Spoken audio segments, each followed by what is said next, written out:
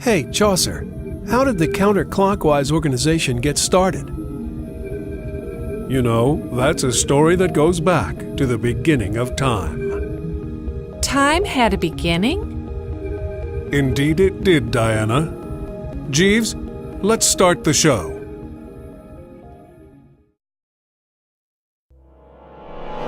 The universe itself was created in an enormous explosion some 13.7 billion years ago. Before that explosion, there was no time, no space, no energy, and no matter. Right there in that first instant, time began. And space? Well, there was so much pure energy all of a sudden that space itself couldn't stand it. So from just about nothing, space zoomed faster than thought to an enormous size. Good thing too, because gravity was about to squeeze that baby universe back into the nothingness it came from. That first zoom happened a whole lot faster than the speed of light and is called inflation. Since then, the universe has expanded at more of a pedestrian speed of light.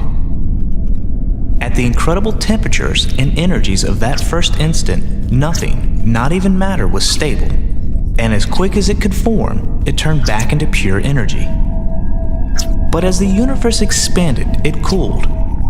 And gradually the basic pieces of normal matter were formed from that incredible energy. Quarks were the first particles to form. Today, quarks only exist in tightly bound groups.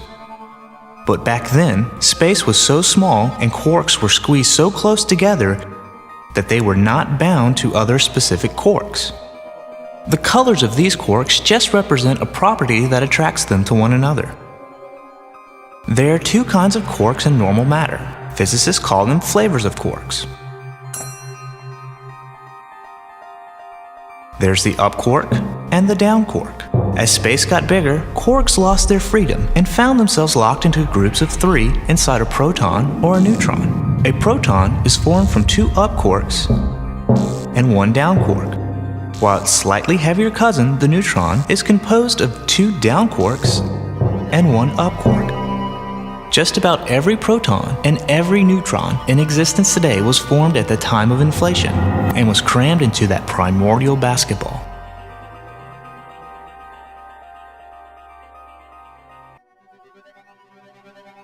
At this point, every neutron was in a desperate race for its life. Since neutrons can only exist for about 20 minutes on their own, every neutron either decayed or got together with a proton to form a kind of hydrogen. Or 2 neutrons got together with 2 protons to form the nucleus of helium. All of this happened within the very first minute of existence of the baby universe.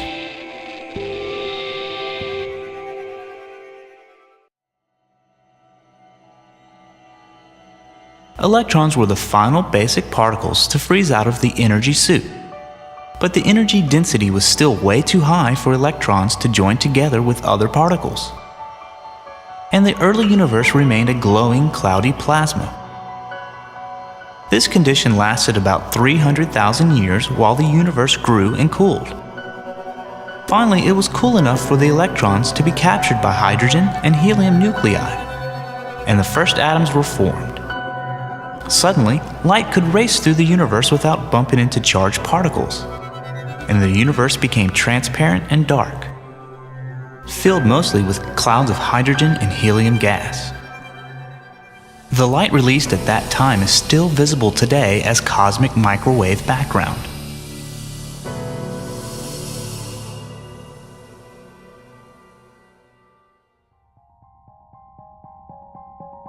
So how did an almost perfectly dark and smooth universe become littered with stars?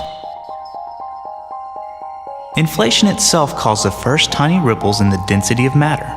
And over a period of about 10 million years, matter increasingly gathered at these denser locations. After 100 million years, the center of each cloud evolved into a star as massive as 100 suns. Across the universe, these first-generation stars lit their furnaces as their cores became hot and dense enough for nuclear fusion.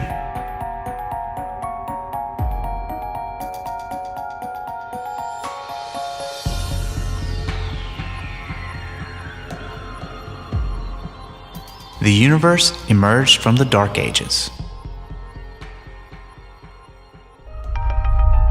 Because of their huge sizes, these first stars burned with a frenzy and converted their supplies of hydrogen and helium fuel into the first heavy elements. Essentially, all the atoms in the universe heavier than helium were born in the hearts of stars. In a short 3 million years, the fuel was spent, and these first stars collapsed and exploded into supernovas, spewing their newborn heavy elements out into the universe. This new composition of heavier elements made it a lot easier for gravity to squeeze these clouds of matter into new generations of stars.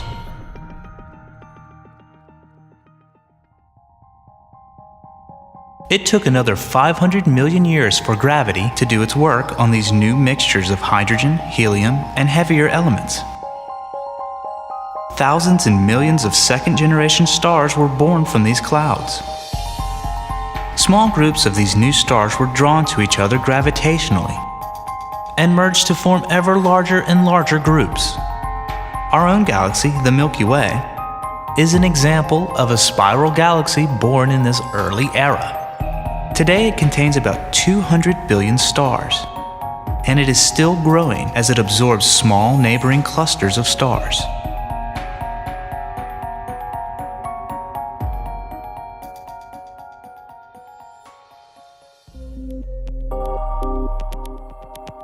The center of our galaxy is a raging dynamo of tremendous power, and it's natural to wonder what could provide such awesome energies.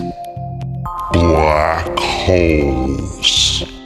When a large star is nearing the end of its life, it can collapse under the pressure of its own gravity and become a black hole. These weird bodies are called black holes because they swallow everything that comes close enough, even light itself. The process, though, is anything but dark and serene.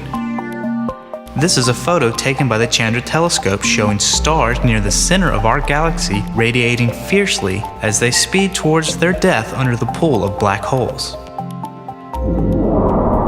They are traveling at millions of miles per hour and are being torn apart in the process. There are millions of black holes in our galaxy, and the biggest of them all is the one at the center. This monster has the mass of 3 million suns. Its appetite is ferocious and it swallows everything in its neighborhood, even other black holes. Probably every large galaxy in the universe has a monster black hole at its center.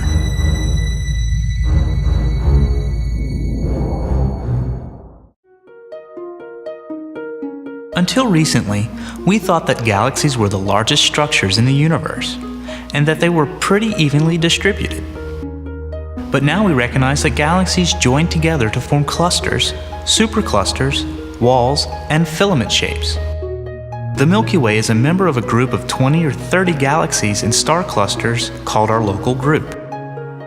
The largest galaxy in this group is our sister spiral galaxy, Andromeda.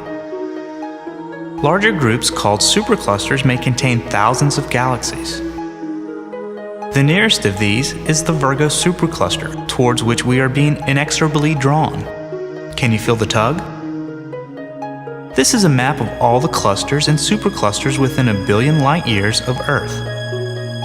Represented here are some 200 million galaxies, and this is still less than 1,000th of the known universe. From small beginnings, the universe has prospered.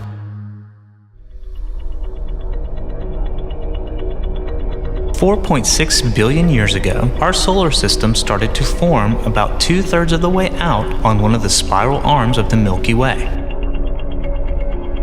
Our sun and its planets condensed under the pressure of gravity until the sun was hot and dense enough to light its own nuclear fires. The inner planets are small and rocky with heavy elements, while the outer planets tend to be large gas giants.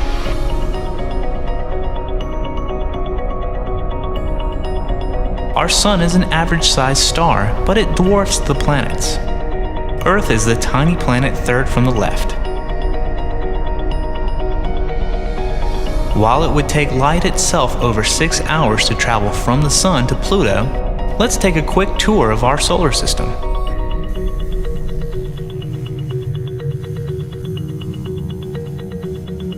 The planet Mercury is the closest to the Sun, followed next by our sister planet, Venus. Our own Earth is third,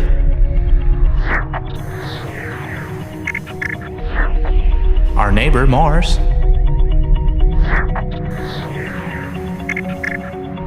Jupiter is the first and largest of the gas giants, followed by Saturn with its glorious rings. Uranus rolls on its side. Neptune is a blue world.